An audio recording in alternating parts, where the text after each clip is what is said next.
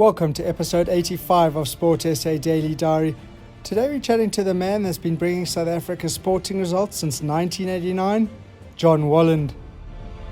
Great. Afternoon, John. How are we doing today?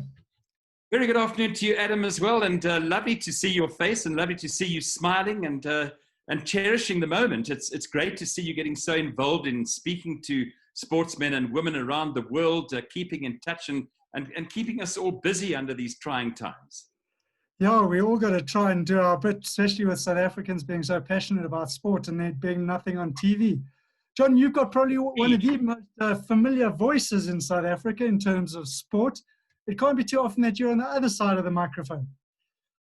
No, not that often, but it's lovely being on the other side of the microphone, I must admit, Adam. And the way you're conducting the interview, you look like an absolute pro. Oh, thank you very much. Maybe I can come and work with you in radio one of these days. Who knows? John, you weren't always in radio and sport. You started as a marketing and sales person in the pharmaceutical industry. That's very different to what you're doing now. That's right. And always been passionate, Adam, about sport. And so what I did is I started off working in the pharmaceutical industry. As you rightly say, I was a medical representative. I worked for Johnson & Johnson for a long period. And then I switched over to one of the subsidiary companies of J&J International, Janssen Pharmaceutica, here in South Africa. And like you rightly say, I was in pharmaceuticals, and I actually sold medicine to general practitioners. I worked my way up. I ended up selling anesthetic products for Janssen Pharmaceutica and dealt with anesthesiologists in theatre. I had a lovely career. I was so passionate about the medicine side of it, and maybe I should have studied to be a doctor. But when I think back in hindsight, but I loved what I did. But I also had that yearning to get into radio and to get into sport, moreover, as a broadcaster, and as a hobby. I would work full time, and then I would go through to certain sporting events when the SABC was covering athletics events, because athletics has also been my passion from an early age, and I would follow the sports commentators, and eventually I find myself actually saying to my company, I am moonlighting. And the funny thing about it was that they knew that I was moonlighting, and not a job that you could moonlight in and nobody knew that you were moonlighting. But here you can't hide, And they kind of embraced it, and they said, well, it's lovely, to have someone who works for us here, who's on the radio, and people get to know them as well and associate with the brand. But eventually it got to a stage where, and so often it does happen, Adam, that you follow your passion. And I was approached by Radio 5 in those days, 5FM now, to join them in a full-time capacity. And I looked at it and I thought to myself, well, here goes. Let's get into it full-time. And started off as a newsreader, interestingly enough. And newsreading, not that easy, I must admit, compared to sports journalism, insofar as, it's a totally different dynamic. But I loved it, and it was a way to get involved. And then eventually I managed to go where I wanted to go, and that's in the sports arena, and started commentating on events that the SABC would cover on Radio Today. And I started off as a live commentator, funnily enough, doing athletics meetings. And that was pretty tough as well, I must admit.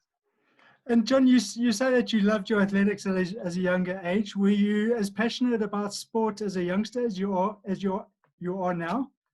Always, and extremely passionate, Adam, about rugby. Rugby has always been my passion. I can remember in 1974 when the British Lions toured here. I say British Lions, they were known as the British Lions then, now the British and Irish Lions. Yeah.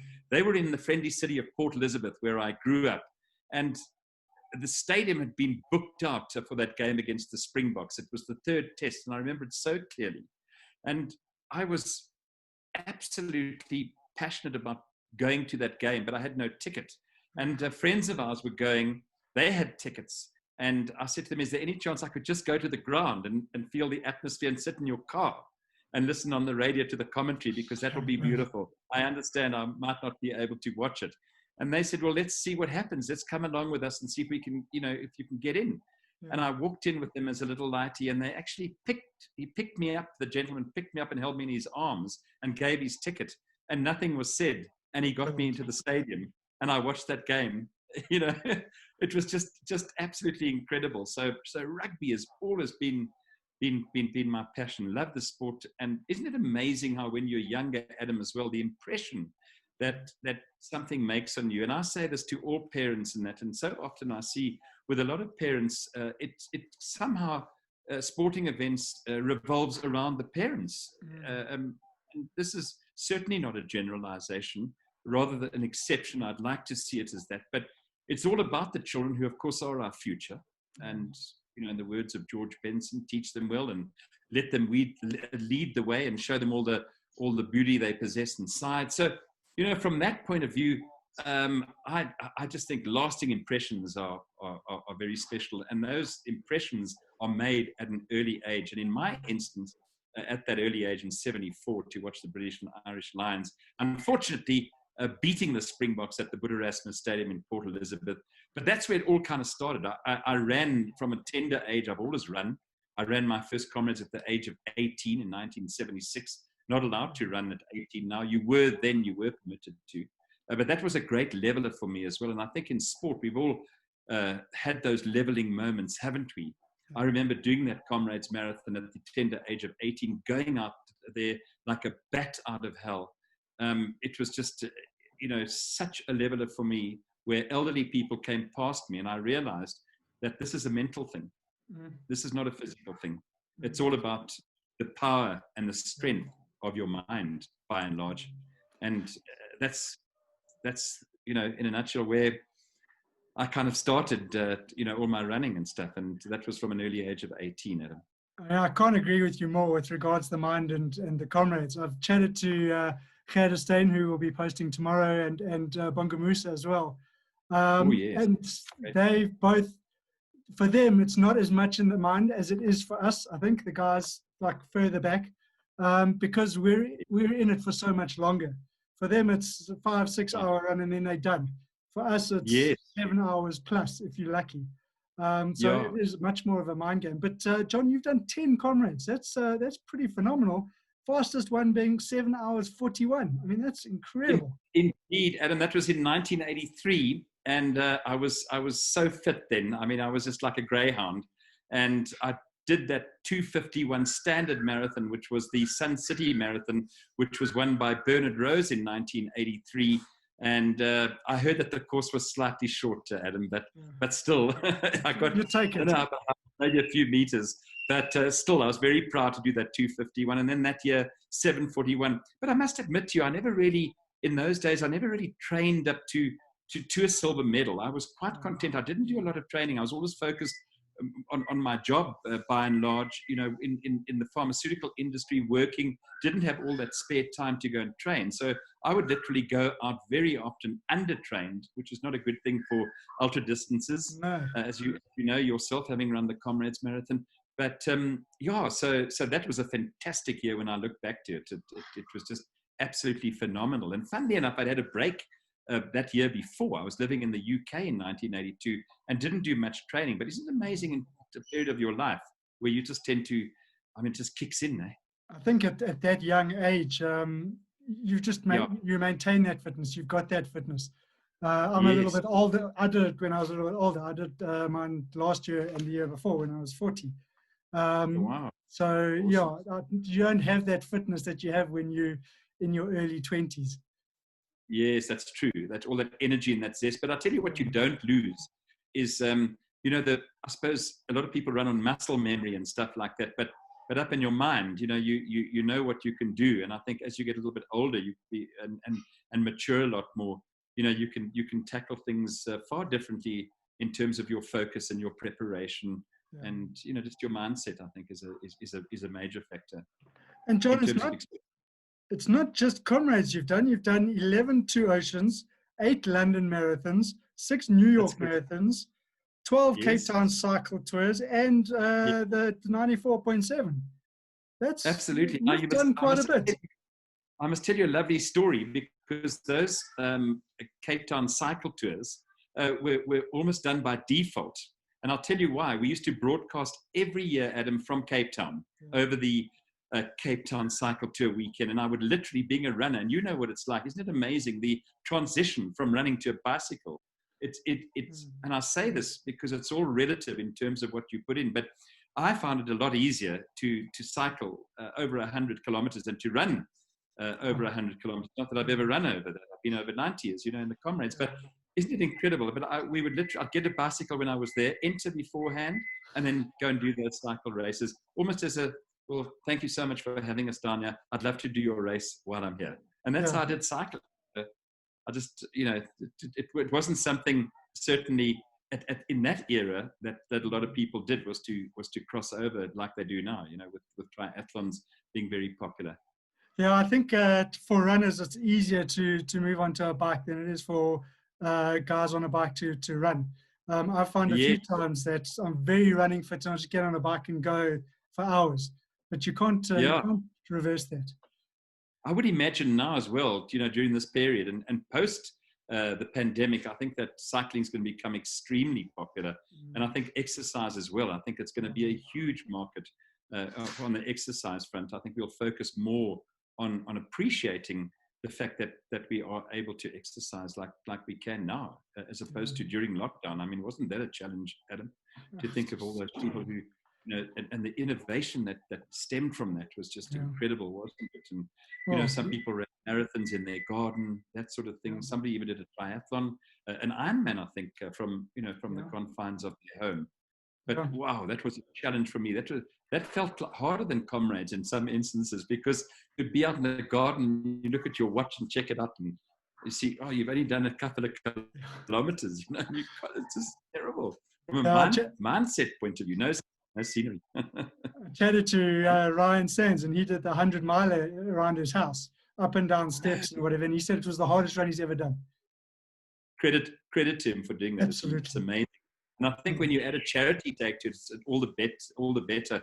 I only learned that, I must admit, in those earlier years, charity wasn't a big thing. And then, all of a sudden people would say, let's do something for a purpose. And I think in life, now people will be more focused on doing things for a purpose. And that's what it's about, not about the individual, but to try and raise money, if you can, in your quest to achieve whatever you set your mind on. So that became a big thing for me in New York and London, where I took around blind runners and raised money for charity. Those events being big charity events. It had a real purpose to it, I must admit. Yeah, I mean, that New York Marathon must be absolutely amazing. I love that city. And to be able to run around it and through Central Park, I mean, it must be unbelievable. Absolutely incredible. And I'd really advise anybody, it's almost like looking above the trees in the forest. If you get up and climb those trees, and suddenly you see, wow, this is amazing, the view that I've got from here. And that was what it was like. I mean, can you imagine going down First Avenue and having over 1 million spectators? Over 1 million spectators.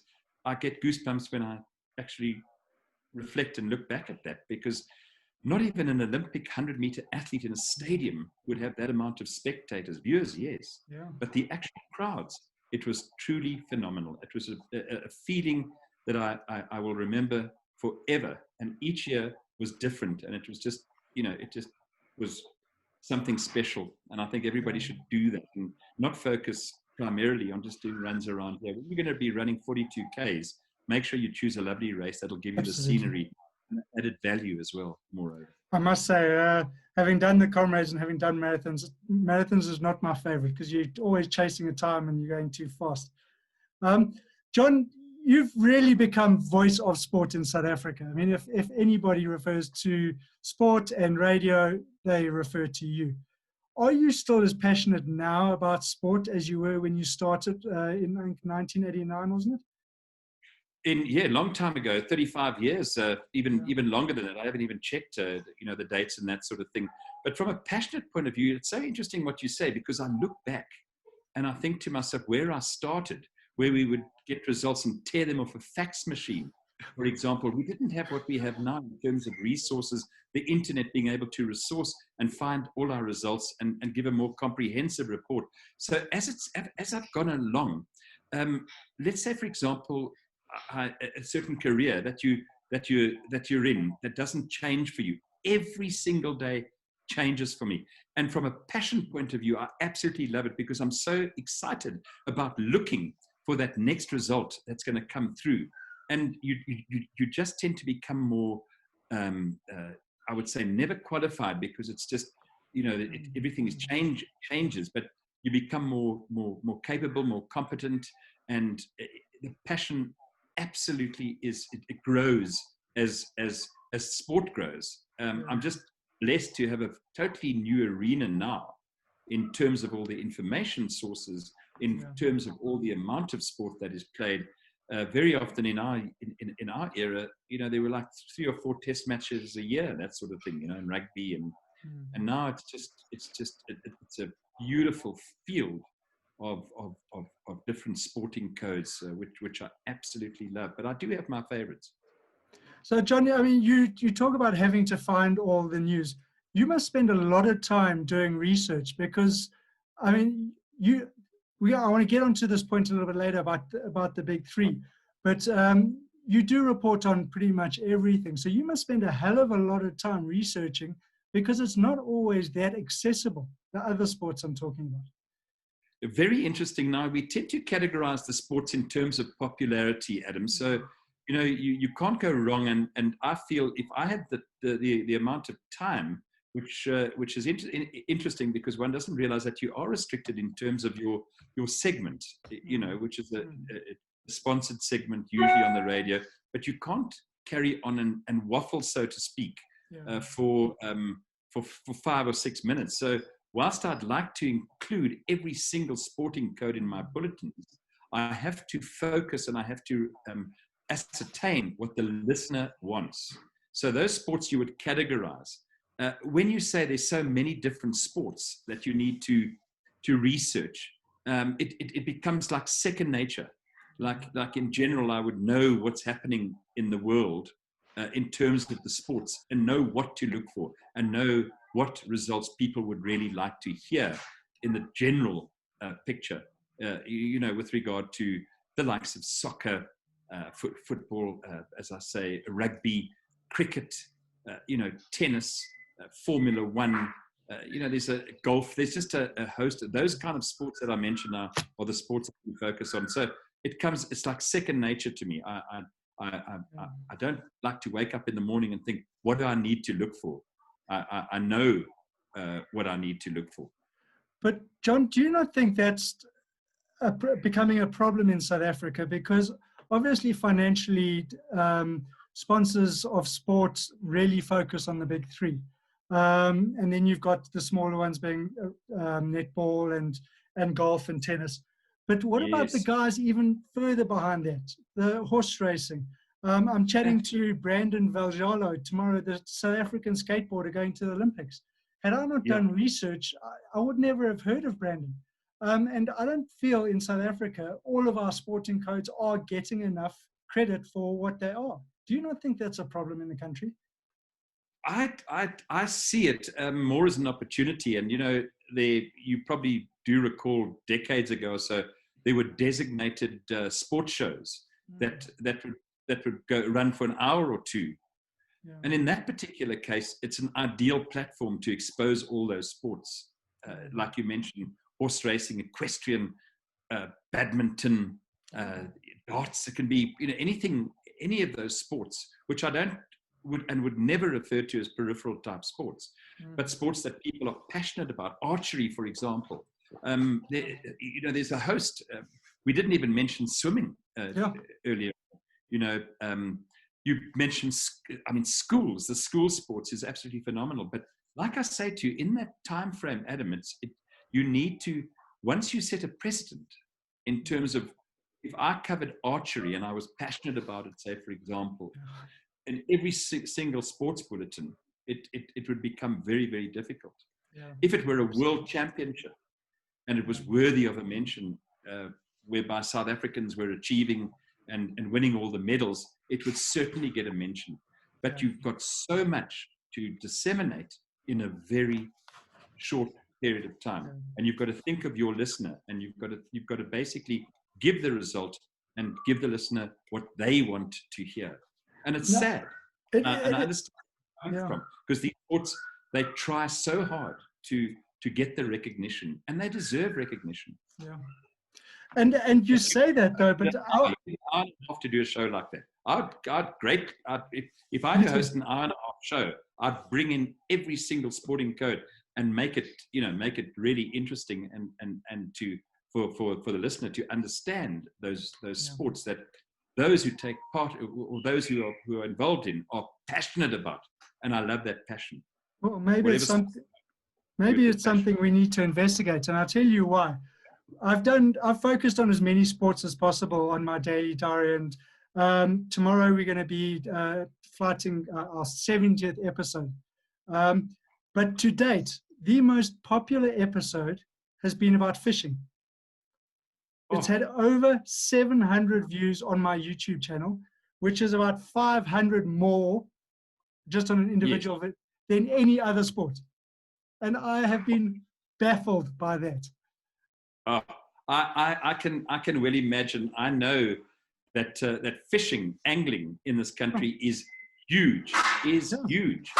And I know that we were staging the World Championships and all that was staged, and I did mention those results there. But I also didn't realize the enormity of a sport like angling fishing. Oh, it's incredible, and may that continue to grow and go from strength to strength and get the recognition that it deserves. 100%. John, back to you and your career. You've obviously had amazing opportunities to go and broadcast events around South Africa and the world, Rugby World Cups, cycle tours. Has there been a sporting event that's been your favorite to date that you've been in attendance at? Undoubtedly, Rugby World Cup. As I mentioned, rugby's I love the Rugby World Cup. I went to Australia and went to England as well, besides, having watched the 95 Rugby World Cup. As you know, that anniversary coming up now, the 25th anniversary, that's on the 24th of June. And can you believe it's 25 years ago? Isn't that incredible? Amazing, yeah. So Olympic Games in amongst those. It's just, there's so many sporting events that I have witnessed. Olympic Games, undoubtedly, 96 in Atlanta was, for me, the absolute favourable and most memorable event. But cricket, T20s, England, World Cups, that sort of thing. No football games, incidentally. I mean, only here in South Africa when we hosted the 2010 Football World Cup. Can you remember? That was on the 11th, I think, of this month. It's just around of July. It was the final, 8 days or so from now.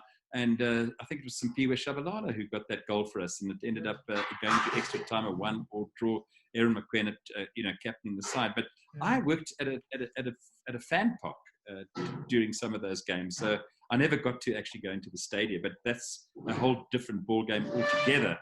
In terms of being in a fan park with passionate sport fans. But numerous events that I've been able to witness. Yeah, that for me, I think, was one of the most special moments in my career, as well as in South Africa, that 2010 World Cup and just what it did for the country. And I think one of the most special moments was with regards to the gentleman in the pictures behind you, when he came down for the final. It was unbelievable. Absolutely. Yeah, incredible. And, I've got all those pictures in that final. If I just take you around here, this jersey, the original jersey signed by Francois Pienaar and our late President Nelson Mandela. This one signed by the All Black captain, Sean Fitzpatrick. Maybe the light's not so good.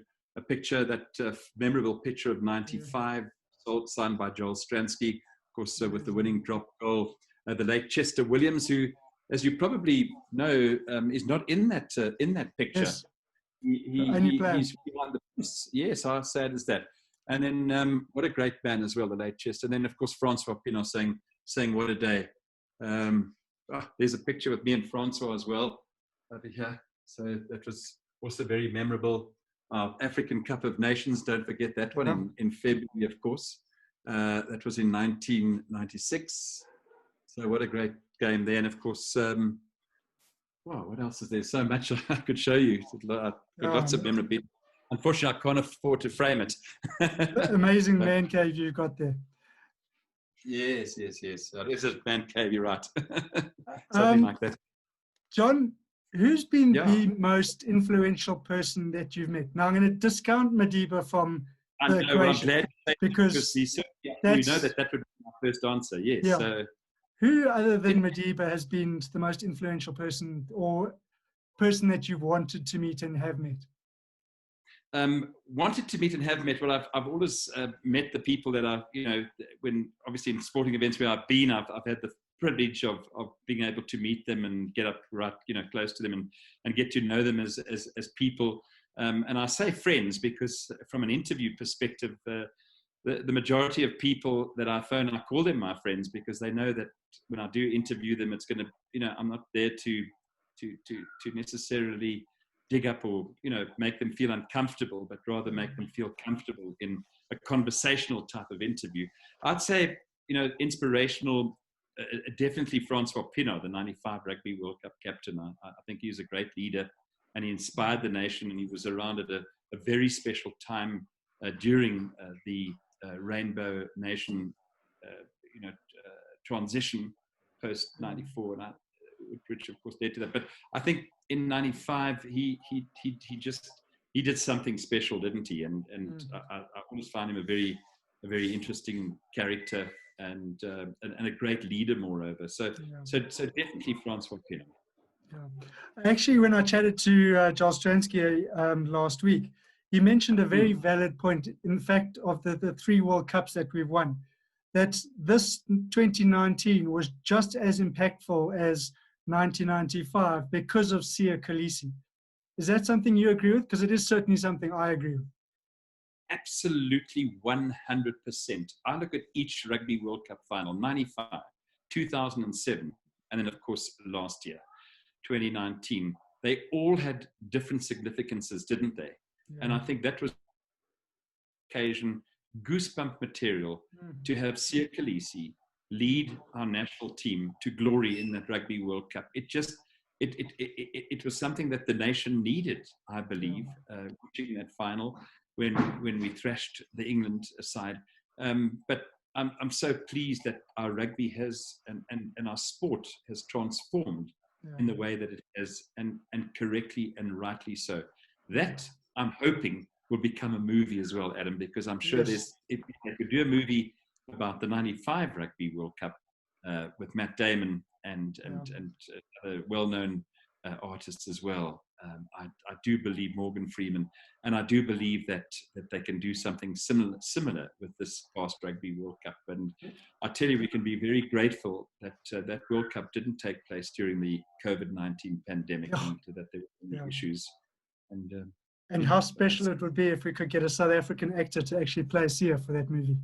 Oh, well, I know that a lot of casting agents are looking for Siya Kolisi lookalikes to have them in their adverts and that, and getting groomed and making looking the part. So I think it's awesome. I think it's great. And when you look at his background, a lot of people don't know his background. Where he came from absolutely nothing. And in fact, I think in the Zwedi township in Port Elizabeth, where he actually relates to times where he'd watched in a tavern or in a tin shanty, watch games and things like that. But isn't that a lovely story? Isn't it great? And maybe just strengthen, get all the support that he deserves, and inspire, like I said, the youth. Totally. I've got 2 young boys, and one's a football maniac and one's a rugby maniac. And we actually read a children's book about Siya Kolisi. And in it, he had his first birthday cake when he was 21. And he had no idea what it was for. Oh, isn't that incredible? Yeah. Absolutely amazing. Yeah, what a great man.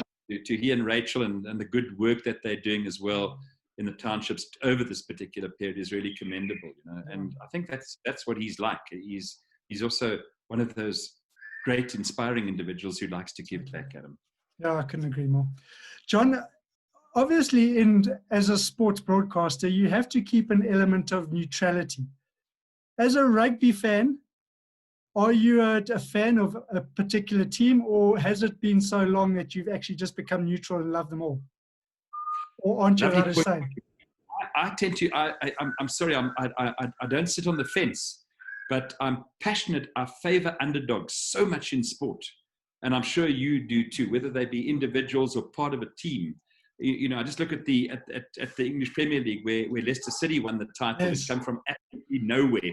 I will go for a team like that. So it's an interesting point you make, because normally you say, I love Ferrari, I love Manchester United, and I go for all the big teams. But I always have favored an underdog and will support any team that is doing well and who possibly doesn't have the resources to achieve, but show through sheer tenacity, will, and determination that they can be a winner. So in answer to that point, I must be very honest with you, I don't have a particular team that I favor. Although, no? I suppose that's a good thing. Yeah, but I love the game. So so if it were a game between the Emirates Lions and the Vodacom Bulls, for example, and we're at Emirates Airline Park, then I must confess I would be favouring the Emirates Lions team. Our radio station is a proud media partner to that team, and therefore my allegiance would certainly lie with them, in that situation. And John, just in closing, it's been really awesome to chat, but has there been, or is there a moment that you would still like to see in sport? Because you've seen a lot. Is there something that you still want to witness in terms of sport? Wow. Other than the Proteas winning a World Cup, but yeah, exactly. I mean, it's about time our cricket has brought back some silverware, hey, in the Cricket World Cup, and hopefully that does take place later on this year in Australia. We just pray and hold thumbs. No, but what I'm loving at the moment, I must be honest with you, is all the innovation that's coming out of the situation that we're in now with regard to rugby and shortening tournaments and making the game faster with rule changes and that sort of thing. I think that anything could evolve, and if it's exciting and if it's something that can be brought together that we can cherish and watch. I don't know in what format or what sport it might be, but just. Not really. It's whatever is presented to us, and I think down the line I'll probably be able to answer this question. I'll say, "Wow, isn't this a great innovation? What's been presented to us? Maybe a huge event at some stadium involving all different sporting codes. Who knows? Maybe we'll get something like that. Well, that's something we certainly see in the Olympics. But I don't know. I think lots of innovation will come out of this. But I've been very blessed to have witnessed so many awesome games and so many wonderful moments to cherish, to just to embrace, I think, and to share, and that's it. John, your passion and enthusiasm for sport is second to none. Thank you for bringing us so many years of amazing sport and results and passion, and long may it continue on the radio. Oh, thank you so much, Adam. I really appreciate it, and may you continue to do your passion certainly unsurpassed. And what you're doing in these times, and looking at ways to channel your passion is certainly something that is admirable and something that people would look up to. And I sincerely hope that it does develop, as you go along. But I know that it's something that you would like to develop very naturally, and I'm sure that it will. When you speak to all the people from all the different sporting codes, everybody has different opinions, and if we can all augment all those opinions and make it work as a team, and that's another thing that I always think is important is teamwork. We really need to work as teams and not as individuals. We can. I 100% agree with you. I think in South Africa there is a problem at the moment because all the federations are just working independently in silos. They could all work so much better if they did it together.